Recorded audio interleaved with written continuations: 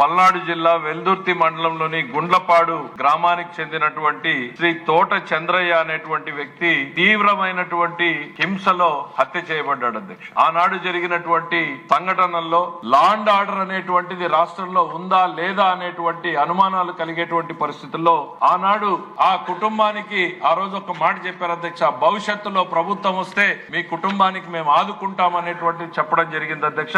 ఈ ప్రభుత్వం ఏర్పాటైనటువంటి మొదటి రోజుల్లోనే తొలి 5 సంతకాలతో ముఖ్యమంత్రి గారు ప్రారంభిస్తే మన ప్రస్తుత హెచ్ఆర్డి మినిస్టర్ గారు నారా లోకేష్ గారు ఈ విషయం మీద ప్రత్యేకమైనటువంటి శ్రద్ధను పెట్టారు అధ్యక్ష. అనేక సార్లు అటు కేబినెట్ లోను వివిధ వేదికల్లోనూ ఆయన తోట చంద్రయ్య గారి కుటుంబాన్ని మనం కాపాడాలి, ఒక నమ్మకాన్ని విశ్వాసాన్ని రాష్ట్ర ప్రజల్లో మనం కల్పించాలి, వారి కుమారుడికి మనం ఉద్యోగాన్ని ఇవ్వాలి అనేటువంటిది పట్టుబట్టి దాన్ని కంటిన్యూస్ గా ఫాలో అప్ చేసినటువంటి ఘనత ఈ రోజు నారా లోకేష్ గారికి దక్కుతుంది అనేటువంటిది ఈ వేదిక ద్వారా నేను చెప్పదలుచుకున్నాను అధ్యక్ష.